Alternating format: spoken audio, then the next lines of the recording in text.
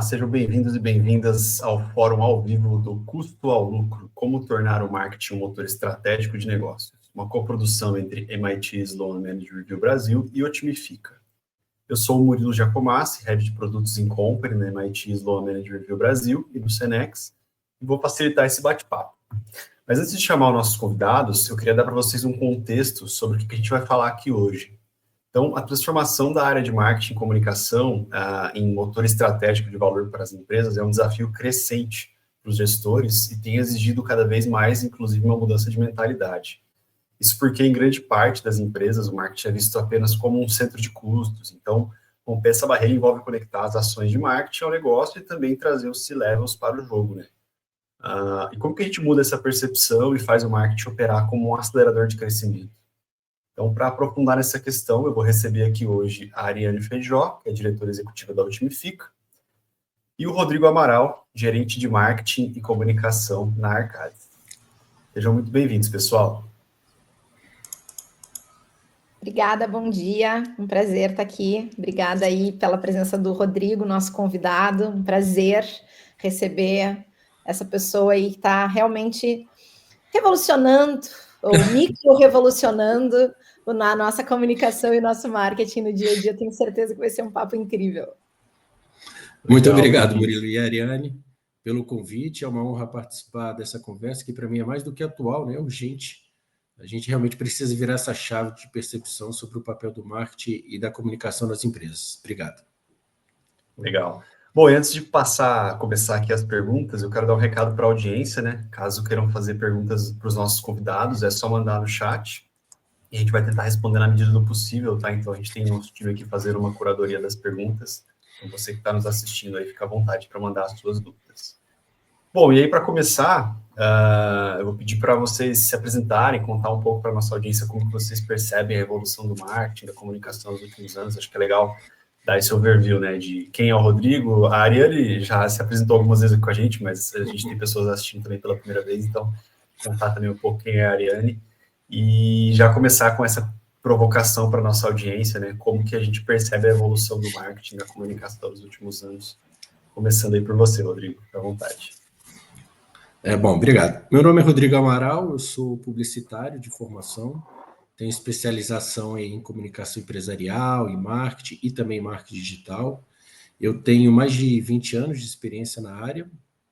Eu passei já por agências de publicidade, por multinacionais de diferentes segmentos, como mineração, química, engenharia e serviço. Bom, ao longo dessa minha trajetória, eu vi de perto a transformação que o marketing e a comunicação passaram e ainda continuam passando, né? De áreas vistas como suporte, ou até, em alguns casos, com baixa relevância, para áreas que hoje têm um potencial real de influenciar os resultados da empresa, além da reputação e também ajudar no crescimento. Hoje, mais do que nunca, precisamos atuar com uma visão estratégica. O marketing que a gente conhecia mudou. Agora é um marketing orientado para dados, por propósito, e também por impacto direto nos negócios. E isso só acontece quando falamos a linguagem da liderança. Quando a gente conecta nossas ações aos indicadores tangíveis e a gente consegue mostrar que o marketing e a comunicação podem e devem ser protagonistas na entrega de valor.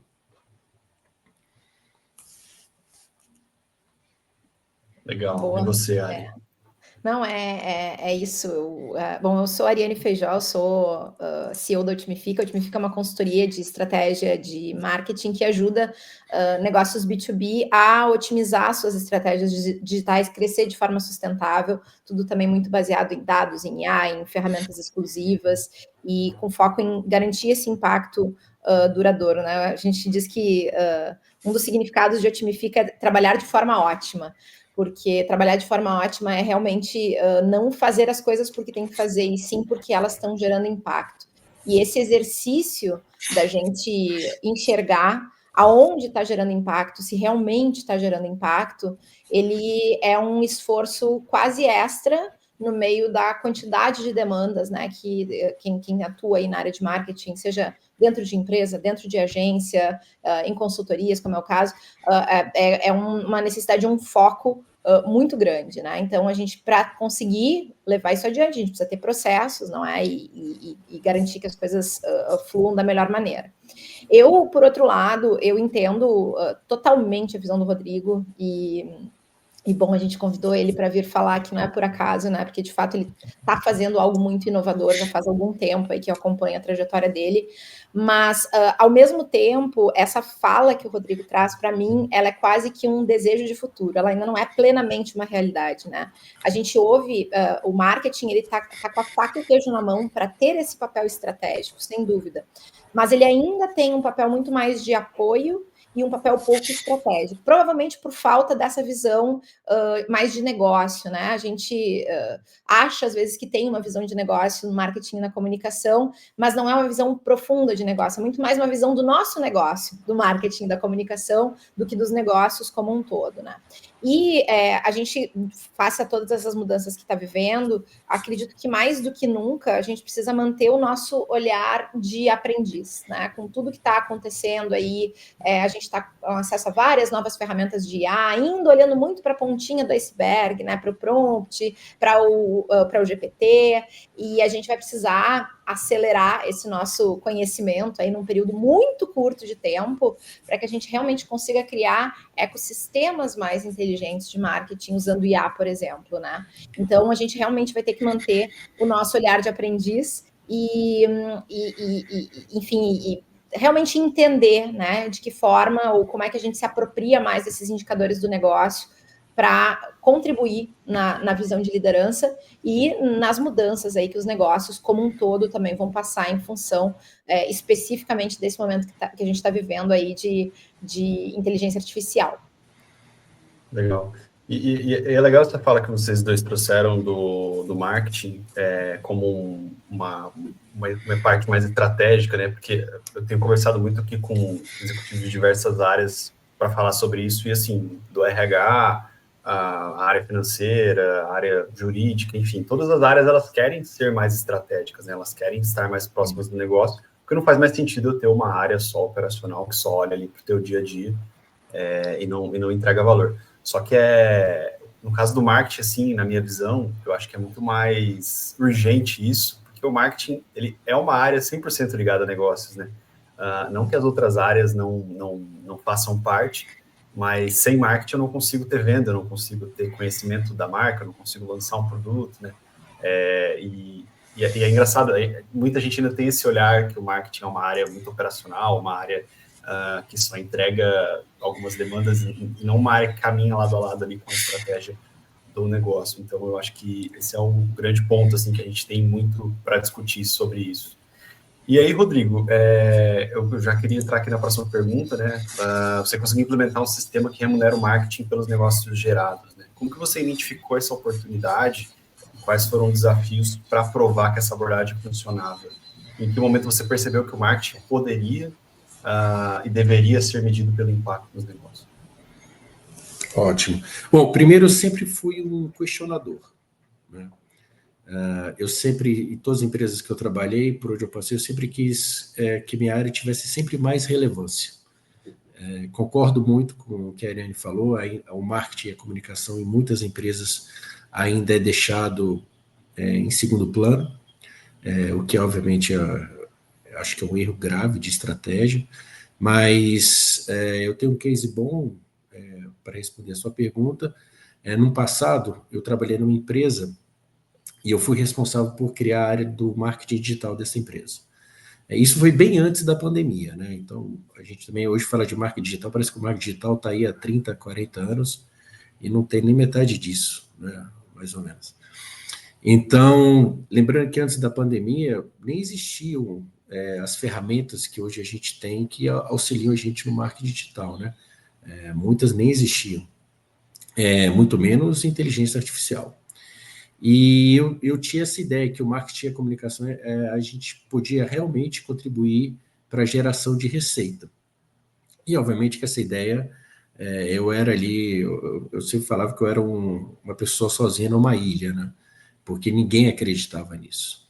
Bom, na prática, o que eu fiz para poder convencer as pessoas, né, dessa minha ideia que era maluca na época, eu comecei a perceber um comportamento do nosso time de vendas e que era recorrente. Ficava claro para mim que os vendedores eles estavam focados apenas naqueles produtos de ticket mais alto, tá?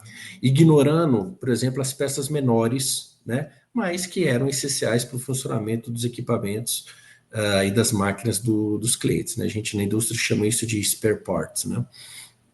E, na minha opinião, esse descuido gerava dois grandes problemas. Primeiro, a insatisfação do cliente, porque eles ficavam sem assistência ou com atendimento muito lento, né, e demorado, e eu vi aí a perda de receita recorrente também com esses spare parts, né?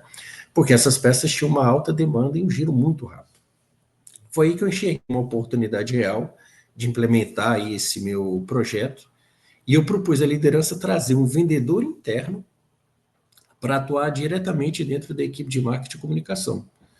Então, isso foi até inusitado, né? Você trazer um vendedor para trabalhar para você e responder para mim dentro da área de marketing.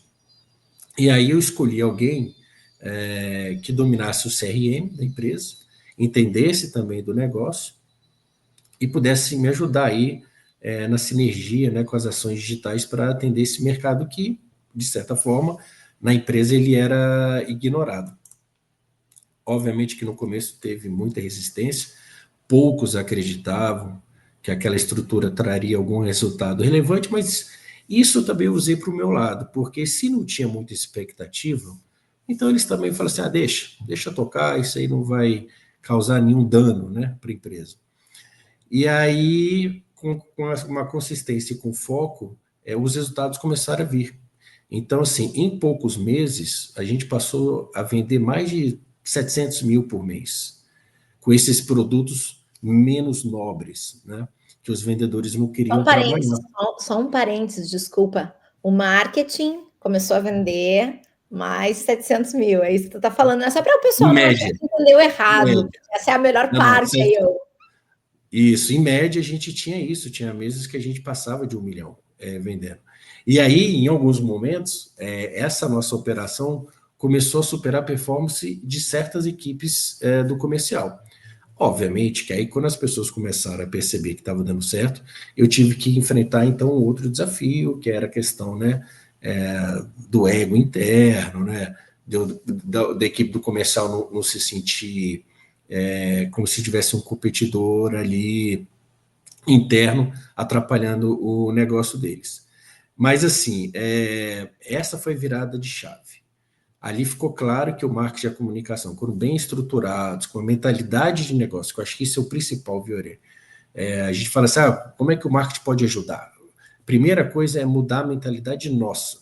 A gente tem que ter uma mentalidade de negócio. A gente tem que entender que a gente consegue, tem capacidade de ajudar na geração de receita e ampliar o potencial comercial das empresas. Na minha opinião, há muito tempo, não existe mais esse negócio de um profissional de comunicação e marketing falar assim, não, vender não é minha responsabilidade. Isso não é comigo. Isso para mim não existe, isso é inaceitável. Legal. E é legal esse ponto que você colocou, que eu já puxo até a minha segunda pergunta aqui, mas eu queria que a Ari respondesse ela primeiro, para depois a gente pegar a visão do Rodrigo, porque o Rodrigo já contou esse baita case, então acho que já está meio que respondida. Que por onde que as empresas que querem romper com essa visão, né, de que marketing não faz parte de negócios, que marketing é um custo, e quer transformar a área de marketing em um motor de vendas, em receita, por onde que elas devem começar, né? O Rodrigo trouxe muito bem esse caso aqui, mas queria ouvir da Ari, o que ela tem enxergado também. Eu chamo a atenção porque eu digo e repito, e até hoje, se outros houverem aí, por favor, se apresentem, porque eu quero muito conversar com vocês, mas o Rodrigo é o único profissional de comunicação e marketing que eu já ouvi no mercado, que construiu uma estrutura e que conseguiu realmente impactar diretamente na venda. Eu tenho uma visão que eu concordo, eu não discordo de nada do que o Rodrigo está dizendo, eu só quero expandir um pouquinho o conceito aqui, que é o de geração de demanda. Quando ele fala essa área do spare parts aí, não era a área principal, né, Rodrigo, de vendas da empresa. O que ele fez? Ele pegou uma área acessória e, de certa forma, até ajudou ali, ó, vamos aumentar o valor que eu tenho para investir em marketing, porque eu tenho capacidade. Se eu conseguir fazer isso, olha tudo mais do que eu posso fazer, né? Eu gosto de usar o caso do Rodrigo como uma história de muito sucesso. Sim, vendas, mas principalmente na questão da geração de demanda. Porque no momento que tu está vendendo algo que ninguém estava olhando, eu também estou pré-qualificando um cliente que pode se tornar um cliente ainda maior no futuro. E eu vejo muito essa nossa área, o que vem antes da venda, né, do marketing e da comunicação, como um espaço fundamental para que venda ou para que o comercial, enfim, venda ainda melhor. Né? Hoje o papel de vendas não é só vender, e o papel de prospecção, na verdade, no meu entendimento, ele deveria já vir bem redondo do marketing, né? A gente já tem ferramenta, estratégia, conhecimento, estudo de caso, a gente já tem muita coisa para que o marketing entregasse a bola um pouco mais redonda para o comercial. Só que tem um outro lado, também tem o lado do comercial. O comercial também ainda tem muita resistência para enxergar esse papel do marketing como um potencializador, como uma área que está ali para facilitar a sua vida e não para atrapalhar, para entrar no meio do caminho, né? Porque assim, não é só uma questão de ferramenta, de estrutura, de estudo de caso, é uma questão cultural, é uma questão de mentalidade, né? A gente precisa mudar o jeito de olhar, acho que o Rodrigo falou um pouco sobre isso também, para que a gente saiba absorver o melhor de tudo isso que o marketing e a comunicação tem para trazer. Então, eu super concordo. A gente tem potencial e capacidade de impactar muito mais no business, muito mais nas vendas. Mas a gente tem um papel ultra estratégico, que é anterior a isso, e que é a geração de demanda. Né? O que é a geração de demanda? É estar com a nossa marca estruturada, corretamente comunicada. Ainda é um desafio para enquanto o Rodrigo volta, eu vou falando, Murilo, mas a gente fica à vontade. Ainda é um desafio real para empresas de todos os portes conectarem a sua estratégia de marca, de branding, com a sua comunicação no dia a dia, mesmo com a IA aí, né? É muita criatividade, é muita ideia, é muita coisa para a gente fazer. Então, acaba que a gente olha muito pouco para a transformação que a gente pode gerar enquanto marketing e comunicação, e muito para a criação, para as novas ideias, e não é mais só sobre isso. Isso continua tendo o seu papel de rei e de rainha, né, numa estratégia de marketing, mas isso é uma parte da história, não é a história inteira, né? Então isso é bem importante aí. Sim, e eu acho que eu ouvi uma frase recentemente de um diretor comercial que me pegou bastante, assim, que ele falou que quem não vende numa empresa tem que ajudar quem vende, independente do setor que seja, né? E eu acho que marketing e comercial é isso, né? Tem que andar lado a lado. Mas a gente ainda atrapalha muito. Eu acho que ainda atrapalha muito também. Eu acho que a gente pode ajudar mais. Ajudar mais, às vezes, é ouvir, é parar. Eu sempre conto uma história, Murilo, isso que tu tá falando é muito importante, desculpa, mas me lembrou uma outra história aqui, que assim, raramente eu consigo entrar numa nova empresa e conversar com o cliente do meu cliente. Porque ele mesmo não tem esse espaço de abertura para conversar com o cliente, como se fosse assim, meu Deus, não, vai vir alguém conversar e aí eu vou perder o cliente. E não, na verdade, não deveria ser assim, né? A gente precisa desse espaço de troca, é super importante. Exato. Eu acho que esse exercício de ouvir tanto internamente dentro da própria empresa, quanto fora, né, ouvir o teu cliente, seja ele B2C, B2B, faz parte. Rodrigo voltou. Boa. Aconteceu alguma coisa, eu caí. Tá tudo bem. Mas agora já estamos de volta, acontece. Tá tudo tranquilo. O ao vivo faz dessas conosco. A gente é preparado para todas as situações, aí tranquilo. Exato. E, Rodrigo, já que você voltou, então, vou direcionar a pergunta para você aqui. Quais são os maiores desafios que você enxerga para ampliar a visão de valor das áreas de marketing e comunicação, tornando mais estratégica e geradora de receita?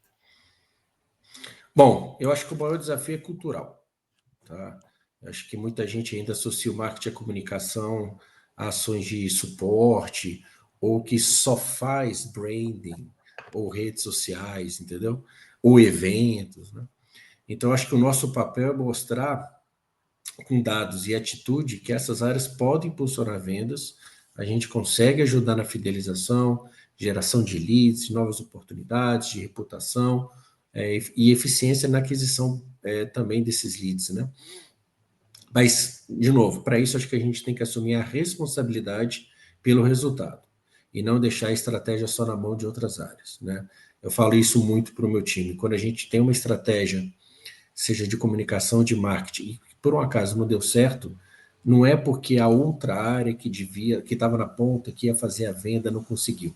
Acho que está todo mundo no mesmo barco e a gente tem que assumir a nossa parcela também nessa responsabilidade. Mas, Murilo, eu só queria voltar na pergunta anterior, quando a gente estava falando ali de como é que aquele projeto que eu citei para vocês, como é que ele era remunerado, né? Então, assim, tudo começou na minha cabeça com uma decisão estratégica, né? Que o marketing e a comunicação precisa estar no centro do negócio, não como área de suporte, mas também como uma parte ativa ali do crescimento. Então, quando eu estruturei esse projeto, essa área, a gente estabeleceu metas ali bem claras desde o início. E, de novo, sendo sincero, pouca gente achou que a gente ia conseguir alcançá-las. Mas, à medida que o modelo foi ganhando tração, foi batendo meta atrás de meta, o reconhecimento começou a vir. Então, o meu vendedor interno, que a gente integrou à equipe, passou a receber também uma remuneração variável, atrelada aos KPIs de vendas. E o mais importante, a área como um todo começou a ser percebida de forma diferente. Isso me trouxe um novo status interno, o nosso orçamento da nossa área cresceu, porque eles começaram a ver valor, e aí a área começou a ser chamada também para discussões estratégicas, e aí o marketing finalmente saiu ali da caixinha de custo, né, para ocupar um espaço ali na parte de performance. E assim, e acima de tudo, de novo, volto a frisar, é preciso abandonar a ideia que o marketing e a comunicação não vendem. A gente vende. Você tem que arrumar um jeito na sua empresa, se você é da área de marketing e comunicação, você tem que pensar em um jeito em vender seu serviço. Nem que o seu serviço seja uma venda interna, né? Tem empresas que funcionam dessa forma também. Então, você tem que descobrir uma forma de gerar valor para o que você faz. Legal. Já vão querer. Eu aposto que dessa tua fala, daqui a pouco nós já vamos ouvir umas reclamações no mercado dizendo: agora o marketing tem meta. Porque vão pegar a parte da meta antes do resultado, entendeu? Mas tá tudo bem, tamo junto. Ninguém larga a mão de ninguém aqui. Exato. Não, eu acho que num cenário comercial todo mundo tem que ter uma meta, né? Então, seja uma meta de gerar leads, uma meta de vender, exato. É isso aí. Assim, todo mundo tem meta. É como o Rodrigo falou, às vezes a gente não vai vender diretamente, mas vai vender internamente. Eu posso não ter uma meta explícita, mas se a meta da empresa não bater, meu querido, a minha área que está em risco, não é? Então, de uma forma ou de outra, a gente responde por essas metas, não é? Exato. E aí, Ari, avançando aqui na pergunta, para você, quais são esses maiores desafios, né, para ampliar essa visão de valor das áreas de marketing e comunicação, né? O Rodrigo já trouxe aqui um overview bem bacana, mas na tua visão, qual que é os maiores desafios que hoje a área de marketing tem de tirar essa imagem de ser uma área apenas de comunicação, uma área apenas de que faz uma comunicação, que faz rede social, que faz esse tipo de coisa.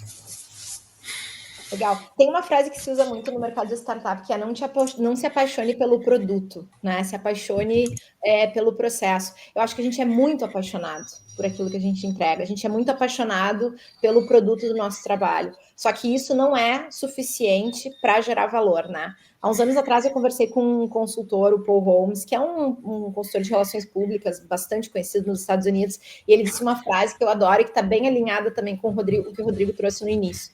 Ele disse o seguinte: eu nunca ouvi um CEO dizer: o meu time de marketing não entende de mídia. Mas eu nunca ouvi um CEO dizer: o meu time de marketing entende de negócio.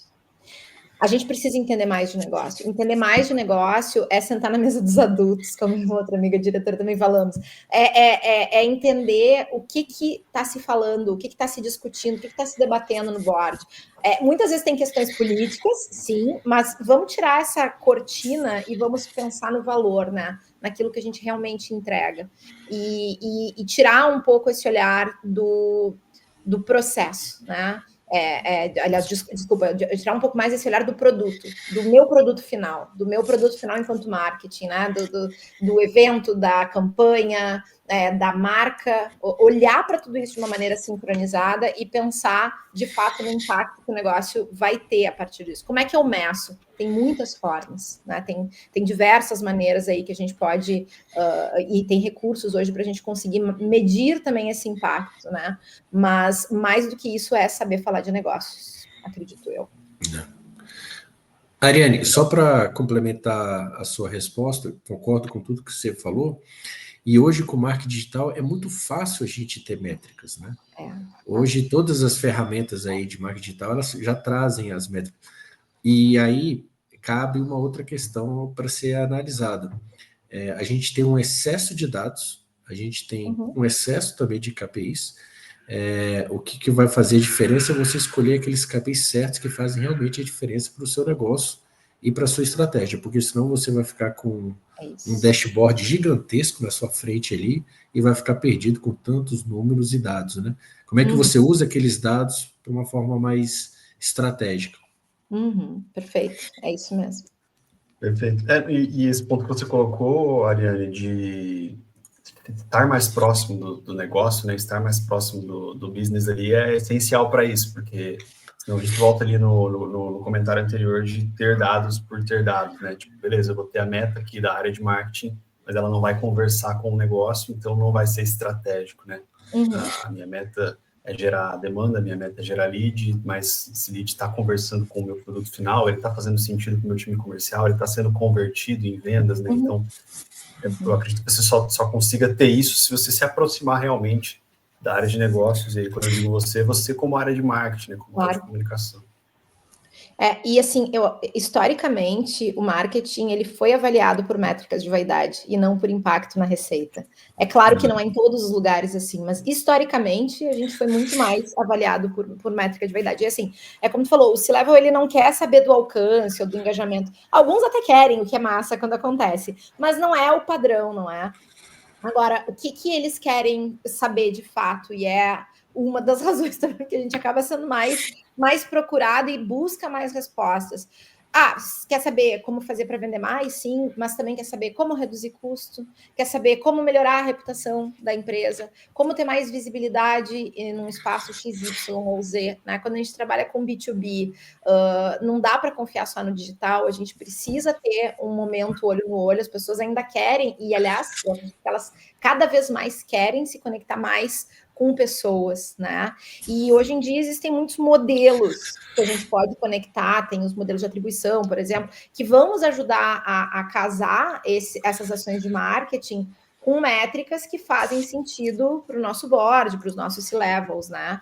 E via de regra, isso acaba se traduzindo em geração de lead qualificado, não é só gerar leads, ninguém quer lead ruim, né? Mas também tem uma etapa de chamar a atenção das pessoas, que também é algo que eu entendo que é uma grande dificuldade que o marketing tem ainda, né? De provar a importância do awareness, da visibilidade, né? De aparecer, de estar diante de várias pessoas, porque às vezes eu quero lead qualificado, mas eu preciso impactar aquelas pessoas que influenciam o lead qualificado também. Se eu não falar sobre a minha empresa numa audiência maior, eu não vou conseguir chegar lá, né? Então, esse é o papel, vamos dizer assim, mais antigo do marketing, que continua sendo importante.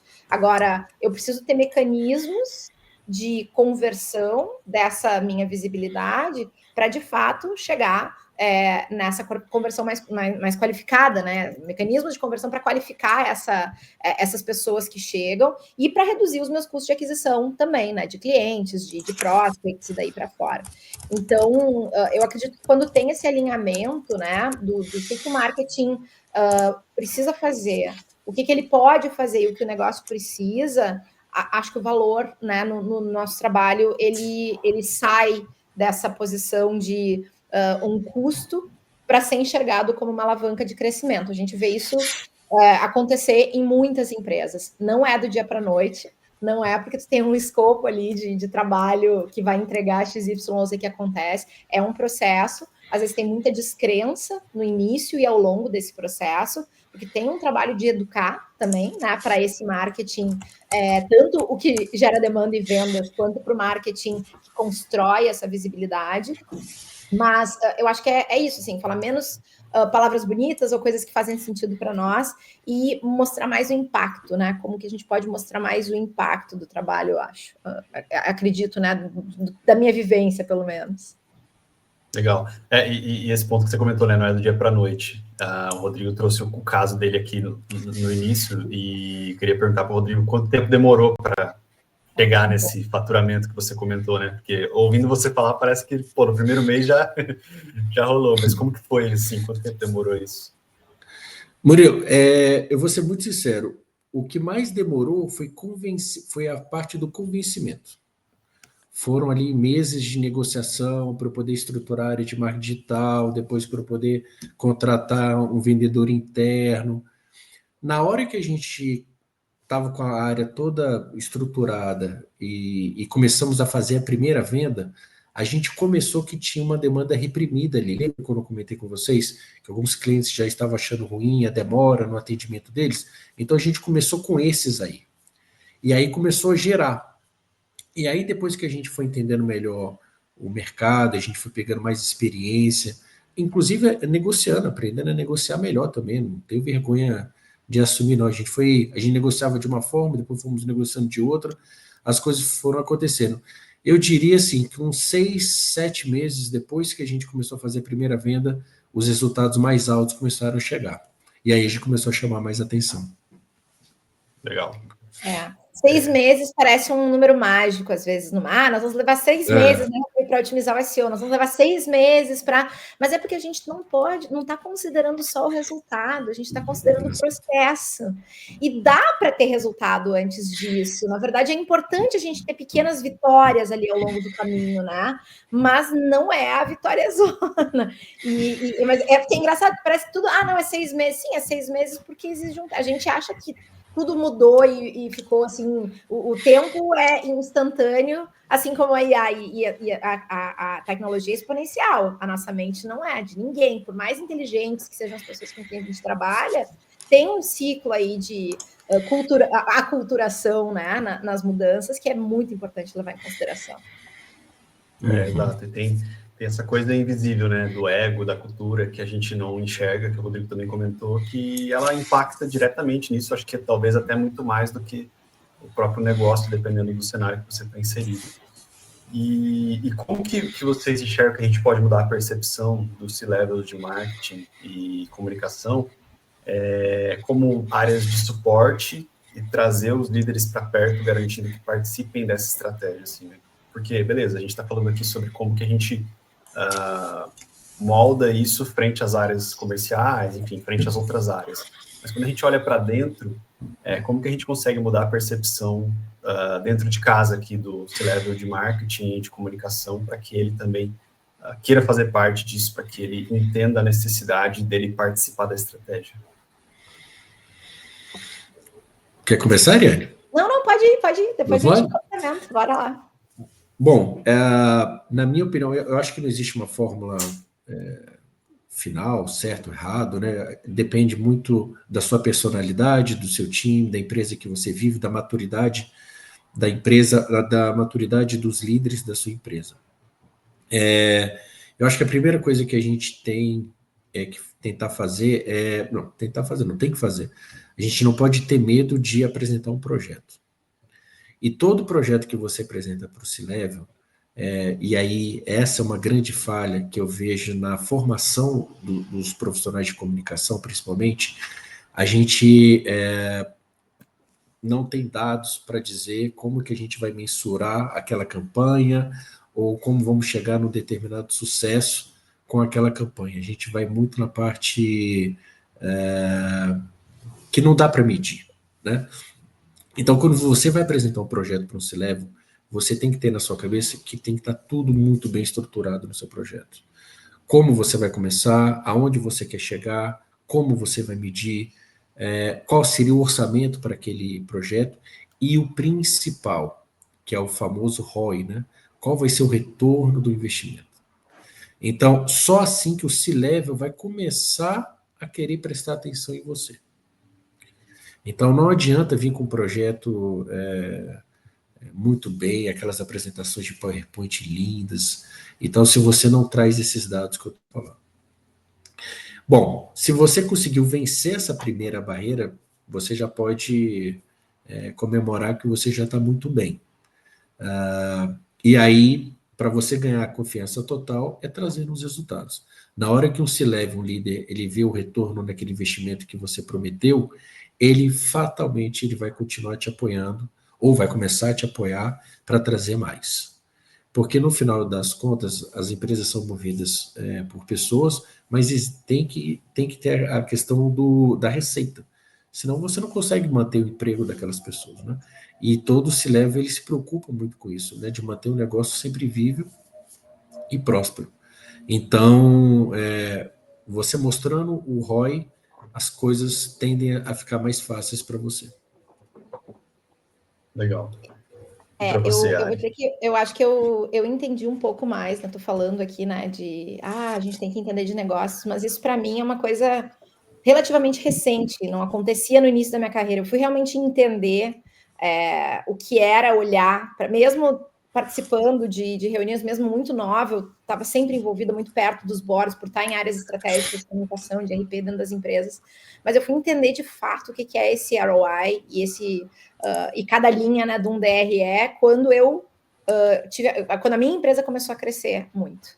E aí eu comecei a enxergar alguns impactos de coisas, porque assim, saber ler um DRE, eu não estou dizendo saber ler um DRE no sentido de ser um financeiro, porque eu não sou, mas saber ler, entender a conexão entre aqueles indicadores, o que eles significam, o que representa, o que uma coisa impacta na outra.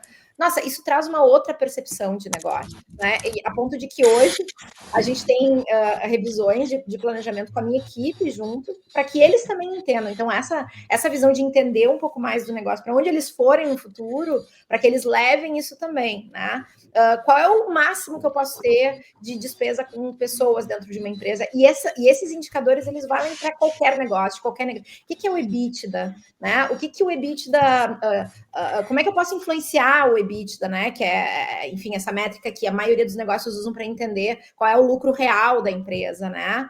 E porque no fundo é isso, um negócio, enfim, uma empresa, ela precisa dar lucro, né? Ela pode ter parâmetros aí diferentes de crescimento ano após ano, mas ela precisa dar lucro. Então, estou super alinhada com o Rodrigo aí. Legal. E eu acho que esse ponto que vocês citaram aí de indicadores financeiros, eu queria aproveitar ele para responder aqui uma pergunta da nossa audiência, que é uma pergunta que ela está querendo saber quais são os principais indicadores que demonstram que o marketing deixou efetivamente de ser apenas um centro de custos e passou a gerar valor real para o negócio, né? Eu acho que vai muito de encontro com esse comentário que vocês fizeram agora aí de indicadores financeiros. Eu acho que... eu vou começar, Rodrigo, mas já te passo, tá? Eu acredito que depende, né? Como tudo, quando se fala de indicador, depende. Agora, na minha visão, quando a gente consegue enxergar, como a gente diz, o topo, meio, fundo do funil ou do flywheel, né? A relação entre as coisas, a gente vê que existe uma evolução e tem os dados conectados, porque como o Rodrigo falou, pode ter um monte de dados. Se eles não estão conectados, você não tem inteligência, só tem dados, né? Então, a primeira coisa é ter isso. Quando a gente tem esses dados integrados e tem uma clareza desses indicadores do negócio, a gente começa a fazer essa conexão. Isso pode levar muito tempo e pode ser que nunca seja 100%, né? Ou talvez ele vai levar muito tempo, né? Acho que 100% nunca vai ser, porque a gente tem avanços e retrocessos, né?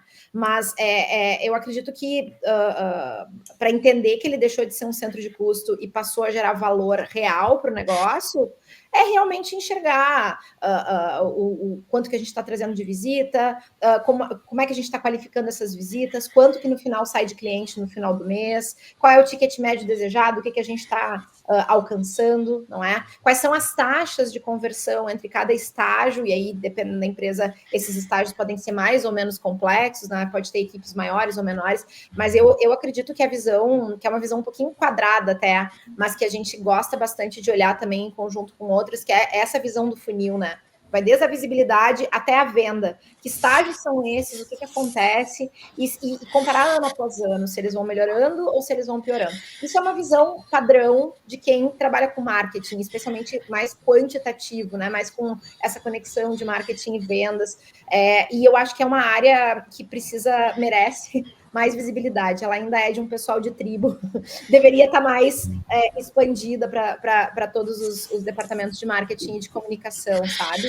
E, claro, esses outros indicadores de negócio, sim, mas isso aí também requer tu ter um negócio real para analisar. Não adianta analisar hipoteticamente, né? Porque a verdade é que na prática ali, à medida que tu vai vendo as curvas se mexerem e que tu vai tendo que tomar decisão, se fosse muito claro, não, subiu a curva, agora a gente decide tal coisa, desceu, aí não precisava ter tanto especialista, não precisava ter tanto MBA, tanta Harvard, MIT, não é? Então, estava todo mundo sabendo tomar decisão, mas tem um componente aí de repertório também, de ver essas subidas e descidas que vão educando. Mas, no geral, eu acho que ter essa clareza dos estágios e acompanhar com o passar do tempo é o que nos dá essa visão aí de saiu do custo e passou a gerar valor real. O que tu acha, Rodrigo? Não, eu gostei muito da pergunta da Lara, né? Porque ela quer saber os indicadores aí que vão demonstrar, ou que demonstraram que o marketing deixou de ser um centro de custo, né? E passou a gerar valor real para o negócio. Além de todos esses indicadores que a Ariane bem falou, né? A gente tem, e aí eles acabam sempre chegando ali no ROI, né? Qual foi o retorno do seu investimento. Mas assim, Lara, respondendo a sua pergunta, eu acho que o maior indicador que a sua área, né, que o marketing deixou de ser apenas um centro de custo, é quando a alta liderança começa a te chamar para sentar na mesa e decidir a estratégia da empresa.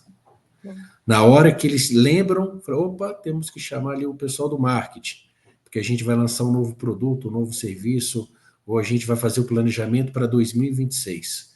Se te chamaram para sentar na mesa, junto com outras lideranças de outras áreas, é porque, na visão deles, a sua área deixou de ser um centro de custo e passou a gerar um real valor para o negócio.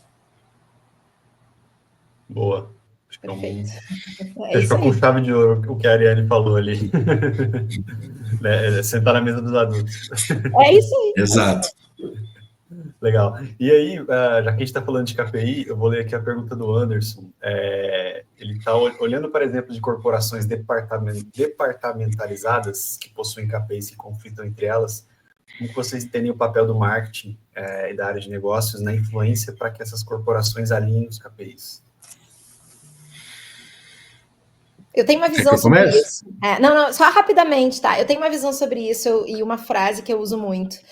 Acho que depende do nível, né, Anderson?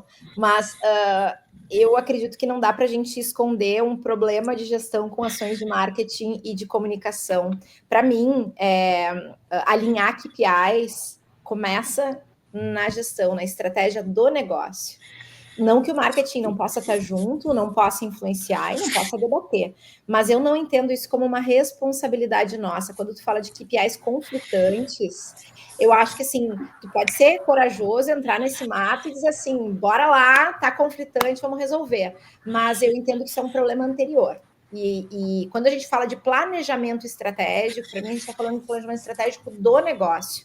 A gente vai ter uma estratégia de marketing relacionada a esse planejamento estratégico. Eu assim, tento olhar até visões mais contemporâneas do que isso, não sei se o Rodrigo vai ter também uma visão diferente, mas eu entendo que a hierarquia, porque negócio, por mais horizontal que seja, ele tem uma hierarquia, né? E a hierarquia começa na estratégia do business mesmo, para onde que a empresa está indo e tal. Então, eu entendo que a gente pode influenciar de várias maneiras, mas isso não é necessariamente um problema nosso. E, para mim, esse é um dos pontos, quando eu falo da visão da gente ter visão de negócio, né? Às vezes a gente acha que tudo a gente pode resolver porque a gente é estrategista. Só que existem diferentes especialidades dentro da estratégia, né? E eu acho que às vezes dá um passo maior que a perna, é a minha opinião. O que tu acha, Rodrigo? Eu concordo. Eu acho também que nós, né, profissionais de marketing e comunicação, a gente não pode ter aquela síndrome, né, de Superman, que a gente vai resolver todos os problemas da empresa, não é. Quando o Anderson fez essa pergunta, se as áreas estão com KPIs conflitantes, é porque os KPIs e a estratégia das áreas não estão ligadas à estratégia do negócio. Porque todo ano as empresas elas têm um plano de negócio, que tem ali os seus objetivos, suas metas, os seus KPIs, e todas as áreas, na hora que elas forem realizar, né, fazer o planejamento das suas áreas, eles têm que falar, tem que estar todo mundo junto com a estratégia do negócio. Então, se o Anderson está levantando que existem áreas que estão com KPIs conflitantes, alguém não está seguindo o planejamento da empresa. E aí, para resolver isso, é só em reunião de liderança, né, da diretoria, e apontar, olha, eu estou com esse KPI aqui, esse KPI não está tá atrapalhando a minha área de alguma forma, e aí é fazer ali a arrumação, né, ou a lavagem de roupa suja ali entre os gestores das áreas, né? Mas isso, para mim, é claro que existe um desalinhamento das áreas com o planejamento estratégico da empresa. Legal. Muito legal. Eu acho que o marketing tem que ter essa sensibilidade também, né, de poder questionar esses KPIs e quão conflitante eles são em alguns sentidos. Bom, fechando um pouco esse parênteses aqui de KPI, eu queria entrar num ponto aqui super importante, que o Rodrigo até comentou no início da nossa conversa, né, que até a pandemia a gente não tinha algumas ferramentas que a gente tem hoje, né, a gente fala de marketing digital como se fosse uma coisa super antiga, mas a gente sabe que muitas ferramentas são super atuais, né, são aí ferramentas de menos de um ano. E aí eu queria falar especificamente sobre a IA, né, qual que é o papel da IA na transformação do marketing, num setor mais eficiente, estratégico das organizações, né? Como que o Rodrigo tem enxergado esse papel da IA nessa transformação do setor de marketing? Bom, eu acho que primeiro a gente tem que lembrar as pessoas que IA não é só ChatGPT, né?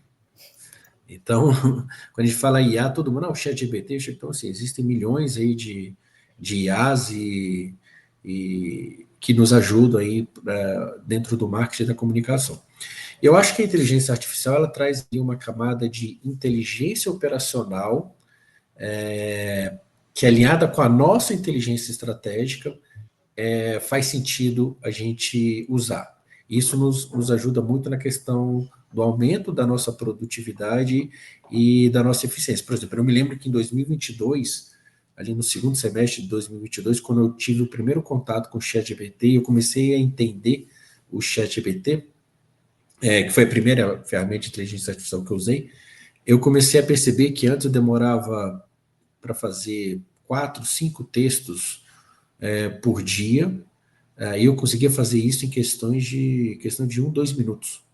E aí eu comecei a entender que, para mim, o que funcionava era o seguinte, eu deixava a inteligência artificial escrever, mas a alma do texto, a alma daquela estratégia era minha. O que tem que estar naquele texto é meu. Então eu não precisava mais perder tempo escrevendo, que também tem toda a parte da gramática, né, da gente não errar, mas eu deixava tudo isso com IA, mas a alma era minha, a estratégia era minha. Eu faço sempre uma comparação quando a gente saiu da máquina de escrever e foi para o computador, né? E quando a gente estava no computador, começou a usar o Word, começou a usar o pacote Office. Isso tudo aumentou a nossa produtividade. Mas assim, de novo, o mais importante do que a tecnologia em si é o que fazemos com ela, né? E aí o IA nos libera para pensar, para criar, para decidir. E eu acho que isso nos aproxima ainda mais do cliente, até de uma forma mais estratégica também. E aí, de novo, eu acho que a gente tem que deixar o IA para fazer o trabalho operacional, que tem o seu valor estratégico também, e aí a gente tem mais tempo para focar na estratégia. Legal. E para você, Ari, qual que é a sua visão do uso do papel da IA no marketing? Eu vejo a IA como uma transformação comparável só ao surgimento da internet, né? Ela muda tudo, ela muda a base aonde a gente está caminhando. A gente enxerga exatamente dessa forma, claro que usa, né, as ferramentas que estão aí, mas a gente resumia a IA, o ChatGPT, o Gemini, o Perplexity e outras, enfim, como o Rodrigo falou, é mais ou menos como dizer que é resumir o financeiro ao Excel, né? Não é o Excel que faz o financeiro, mas o financeiro com um Excel e que ele saiba trabalhar bem, ele consegue acelerar muito a vida dele, fazendo uma analogia para algo que é mais conhecido, né? Então, de fato, tem muito. Eu sinto muita falta, e até a gente tem uma comunidade de marketing com IA, que é bem interessante, assim, algumas discussões que tem vindo, mas eu sinto muita falta da gente pensar na IA, já que ela é a base estrutural nova do digital, né? Como um ecossistema, né? Como é que o marketing atua como um ecossistema usando IA? E tem algumas coisas que já estão surgindo e a gente vê alguns movimentos interessantes, mas eu acho que ainda falta esse olhar do todo e principalmente o olhar do impacto, né? Porque, e tudo bem, a gente está na fase de operacional, vamos lá, como é que ela nos ajuda a acelerar, né, a tirar o operacional da frente e tal, mas eu sinto falta ainda, né, da gente desenvolver uma visão, e acho que a gente vai chegar lá logo, de ecossistema mesmo e de impacto, né, como é que eu vou usar toda essa inteligência artificial com a minha inteligência real para acelerar esse impacto que o marketing pode gerar nos negócios. É para isso que eu estou olhando agora. A gente usa muito IA para análise de dados, para fazer correlações, para... Nossa, e aqui a gente é bem fã do ChatGPT, porque para mim ele é de todas as IAs a que tem mais possibilidades. Tem umas que são mais nota 10 para texto, outras são nota 10 para imagem, mas para mim o ChatGPT ele é no mínimo 8,5 para tudo, né? E isso me atende para os experimentos que a gente vai fazer. A gente também trabalha muito com desenvolvimento junto com isso e tal, mas uma coisa que eu sinto assim bastante é que as pessoas não sabem que existem, mesmo dentro do ChatGPT, existem versões diferentes e cada uma funciona melhor para uma coisa, né? Então, eu vejo assim como fundamental a gente mergulhar mais e mais e buscar cada vez mais informação, não se viciar no promptzinho pronto, né? Naquele que está ali entregando nos LinkedIn da vida e tal. Aquilo é legal, aquilo traz insights bacanas, mas o mais importante mesmo é a gente saber quais são as perguntas que a gente quer fazer. A gente não foi educado a fazer pergunta, a gente foi educado a gerar resposta. Então, quem tem um pouco mais de dificuldade, às vezes, de usar IA, no meu entendimento, é porque tem muita dificuldade de saber o que perguntar. E é aquela coisa, você vai treinar uma pessoa, às vezes você não entende. E às vezes eu, né, quando faço ali uso de alguma maneira o ChatGPT, por exemplo, putz, não trouxe a resposta que eu queria. Aí eu penso assim, se eu estivesse treinando uma pessoa para fazer isso, será que ela entenderia? Cara, se ela não entenderia, eu preciso melhorar muito a minha comunicação, né? Então, eu acho fantástico o quanto todas essas tecnologias, elas vêm, elas arrasam tudo e elas nos fazem sempre voltar para as origens. Isso, para mim, é a coisa mais maravilhosa da tecnologia. Tu vai sempre voltar para a base, né? E a base é o relacionamento humano, e o relacionamento humano é a base da venda, é a base de tudo. Mas eu entendo que falta essa habilidade aí da gente perguntar melhor, para usar melhor, e aí a IA que seja, né? Mas também de olhar para o todo. Eu, particularmente, eu adoro o ChatGPT, e só complementar, Ari, eu adoro o Monday. Aliás, usem o Monday. O Monday é muito engraçado. Ele traz um ar de sarcasmo que eu adoro. É muito legal, é verdade.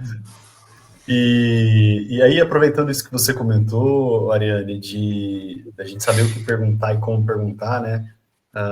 Eu queria fazer uma pergunta para vocês dois. Quais habilidades que vocês enxergam que os profissionais eles precisam desenvolver nesse cenário de uso crescente da IA? Não só nesse cenário de uso crescente da IA, mas trazendo aqui para o início da nossa conversa, como tornar o marketing uma área mais estratégica, né? Quais habilidades vocês enxergam hoje que as pessoas, os profissionais de marketing, eles não estão dando tanta atenção e deveriam dar, assim, nesse cenário? Começando aí por você, Rodrigo. Ah, boa pergunta, viu? Eu acho que a habilidade mais importante hoje é traduzir dados em decisões. De novo, né? A gente comentou antes da, do excesso de dados e KPIs que a gente tem. Então, acho que você conseguir traduzir os dados em decisões, para mim, acho que é a habilidade mais importante que principalmente que um gestor da área de marketing e comunicação ele tem que ter. A gente precisa sim dominar a tecnologia, e aí quando eu digo dominar, não é saber usar todas as ferramentas na sua plenitude, mas saber que as ferramentas existem, né, e saber ali minimamente como usá-las.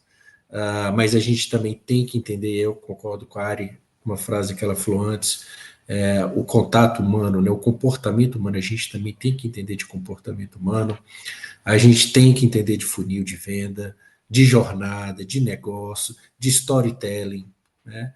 Então, assim, de novo, não basta só saber operar uma ferramenta, você tem que saber para onde está indo e por que você está indo. Bah, perfeito. Legal. Eu acho que realmente o ponto principal aí, essa tomada de decisão orientada em dados. Mas sabe que uns anos atrás eu fiz um curso, agora eu lembrei disso, vocês falando, eu fiquei pensando na palavra curadoria. Eu fiz um curso de curadoria. E eu tinha trabalhado com arte muito tempo e até ia para essa. A gente, né, fala de arte, tudo na publicidade, a direção de arte, né, arte final. E aí eu ficava com aquela coisa meio incomodava, curadoria. Tá, agora pegaram mais uma palavra da arte e trouxemos para o marketing e para a comunicação, né? Agora, é impressionante como a habilidade do curador, e pensando numa exposição de arte, né, a habilidade do curador faz uma exposição de arte um sucesso ou um fracasso, né? A maneira como ele consegue conectar as coisas. E eu acho que curadoria e pensamento crítico, junto com aquela questão da habilidade de fazer perguntas, saber validar, né, o que a IA nos entrega e interpretar as informações é muito importante. Porque isso também é construção para essa tomada de decisão baseada em dados, né? E, enfim.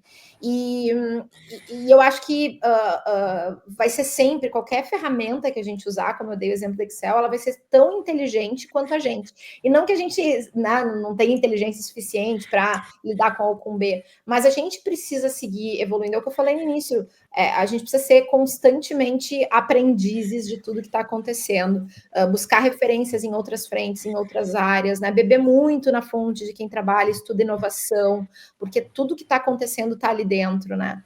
Então, eu acredito demais nessa questão mesmo de curadoria, né? E esse curso de curadoria que eu fiz, não foi um curso de curadoria de marketing, no caso, não é?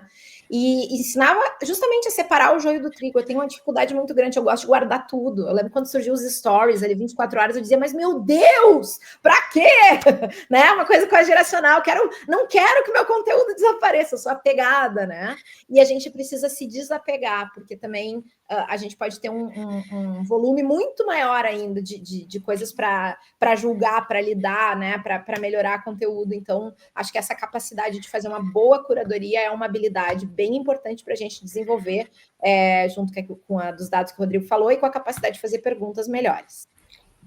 Legal. E no fim das contas, é interessante porque é uma mescla, né, de soft skills e hard skills, que a gente fala tanto aqui, que os profissionais precisam se desenvolver mais em soft skills do que em hard skills, e eu acho que é meio que isso, 80% mais soft skills do que hard skills.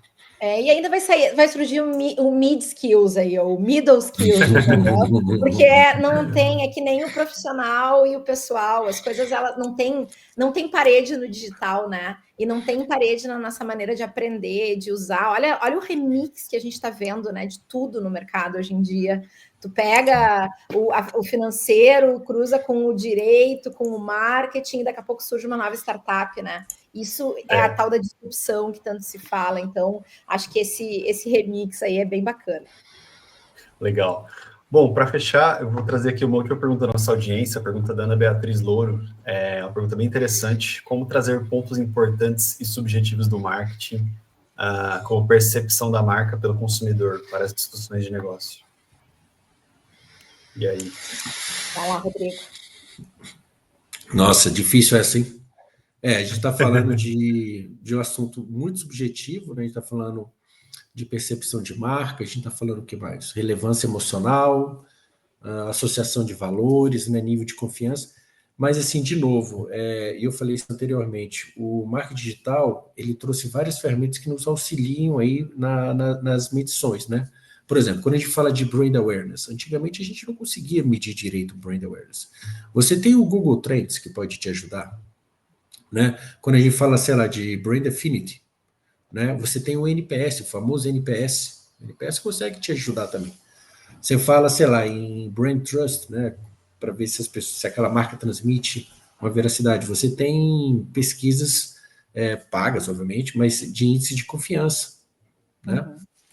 Mas eu acho que o mais importante de todas essas pesquisas e todos esses KPIs é quando você consegue linká-los para comprovar o sucesso ou o não sucesso de uma campanha. Por exemplo, quando você tem um brand awareness alto, um brand affinity alto, ou um brand trust alto, campanhas com alta aceitação da marca geralmente vão ter um ROI melhor na mídia. Isso tudo, se você tem esses KPIs, isso tudo te traz uma segurança na hora de colocar uma nova campanha de um produto ou um serviço na mídia. Por exemplo, geralmente as marcas fortes, isso é geralmente, tá?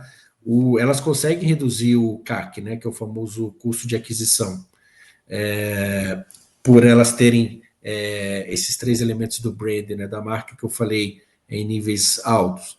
E aumentam o que hoje é aí o xodó de qualquer profissional de marketing digital, aumenta o famoso LTV, né, o Lifetime Value, então que a gente fala muito nas nossas campanhas de marketing digital.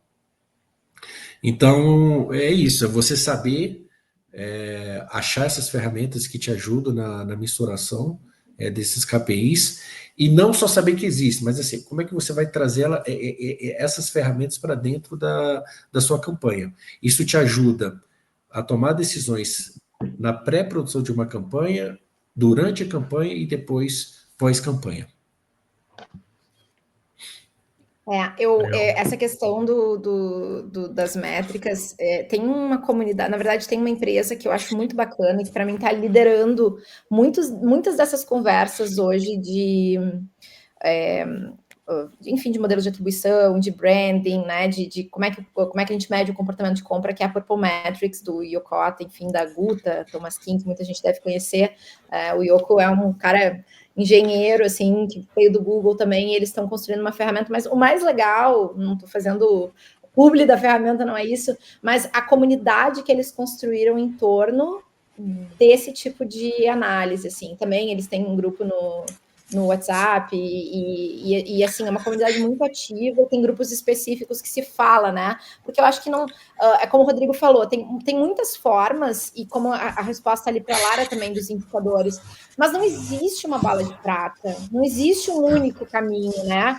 Cada empresa tem que descobrir o seu, e talvez tenham coisas que ainda não foram descobertas, e que casando o A com B, a gente chega no C, né? Então, eu acho que é bem bacana buscar comunidades. Eu tenho aprendido muito, mas assim, muito nos grupos, e esses grupos de WhatsApp que reúnem pessoas, ou, né, estou em grupos de branding também, se quiserem, depois me adiciona aí no Instagram, no LinkedIn, e eu te passo os contatos dessas comunidades que eu estou em umas 2 ou 3 comunidades ligadas a branding, que não é uma coisa que eu trabalhei diretamente, mas que eu me interesso muito porque é a essência, a base estrutural, né, de tudo que a gente faz. E quando a gente constrói qualquer coisa no marketing que está desconectado da alma da marca, a gente sai perdendo, né? A gente perde força na narrativa, a gente perde força nos resultados e tal.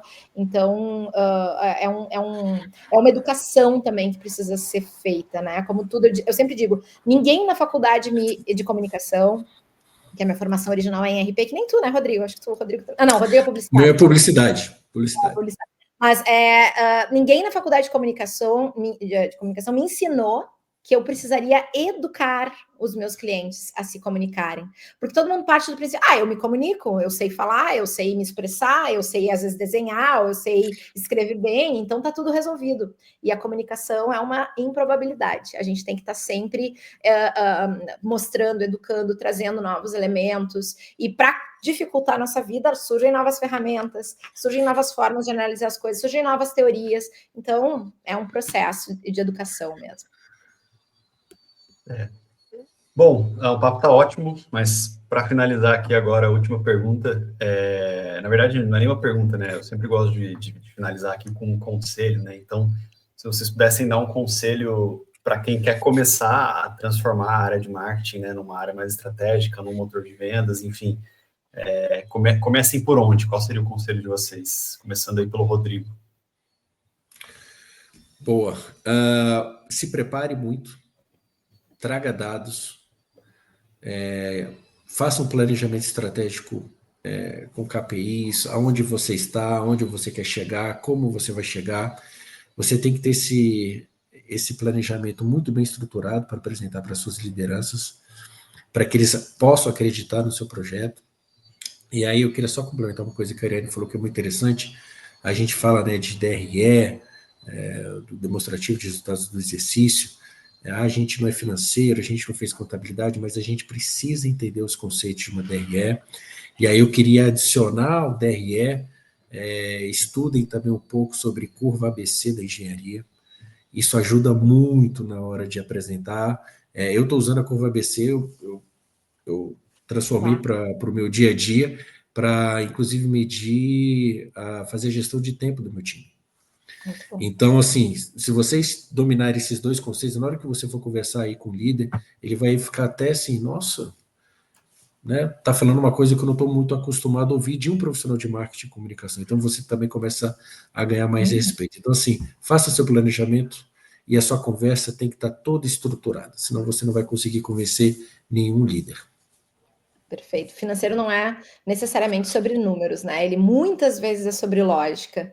E desenvolver o pensamento lógico é o que faz com que a gente evolua também no marketing. Eu acho que a minha mensagem final é assim: se o marketing na empresa ainda é custo, só custo, tem alguma coisa que está errada. E é importante olhar para isso, porque acho que essa frase até o Rodrigo que trouxe numa das nossas conversas. O marketing bem feito, ele não gasta dinheiro, ele faz dinheiro. Acho que foi o Rodrigo que disse isso, né? E acredito que é isso, né? O marketing existe para potencializar o negócio, seja para vender ou não, né? Dependendo do momento aí de cada um, mas ele precisa realmente mudar de patamar. E para mudar de patamar, a gente precisa falar a língua dos negócios, precisa entender de outras coisas que vão além daquilo que está no nosso currículo, não é? Seja formal ou informal, mas é bem importante refletir, né? Se não estou dando lucro, tem alguma coisa que está errado, por onde que eu posso começar? E conta aí com a gente, com o mundo. Acho que tem, como eu falei, muitas comunidades, muitos espaços, tem muito conteúdo legal aqui na MIT, Management Review, inclusive, né? Quanto aprendizado que a gente tem aí para falar de negócios, para falar de pessoas, para falar de propósito. Então, é muito importante a gente estar conectado com pessoas que estão. Acho que não é. As teorias elas são fundamentais, mas eu acho que para a gente aplicar com rapidez é estar conectado com as pessoas que estão no dia a dia de tudo isso. Legal. Bom, agradecer então, Ariane e Rodrigo, obrigado pela participação de vocês, tudo que vocês compartilharam com a gente até aqui. Deixar aí uma palavrinha final, fica à vontade, começando por você, Rodrigo. Bom, agradeço muito o convite e por esse debate riquíssimo. Eu continuo tendo a convicção que o marketing e a comunicação podem e devem estar entre os motores de crescimento de qualquer organização. E essa mudança só começa quando nós, os profissionais, a gente assume essa responsabilidade, né? Com coragem, com dados e também com visão de futuro. Mais uma vez, agradeço a vocês, ao convite, Murilo, a Ari. Muito obrigado aqui por essa oportunidade. Boa. Eu também só tenho a agradecer sempre a condução incrível de vocês, time mais do que profissional. Para nós é uma honra extrema essa parceria. O Rodrigo nem se fala, super pena que foi remoto dessa vez, quem sabe da próxima vai ser de novo aí presencial, né, Rodrigo? É sempre um deleite te ouvir, é muito inspirador, traz muita energia, esse teu discurso afiado, cheio de vontade de fazer dar certo. Então, é uma baita inspiração. Obrigada mesmo por ter topado esse encontro aí. Obrigada, Murilo, pela condução aí, sempre com muito cuidado, com muito carinho. Obrigada mesmo. Obrigado a você, gente. Bom, e você que nos acompanhou até aqui... Né? Desculpa, esqueci de agradecer a audiência. Obrigada aí, pessoal. Você que nos acompanhou até aqui, obrigado pela audiência, né?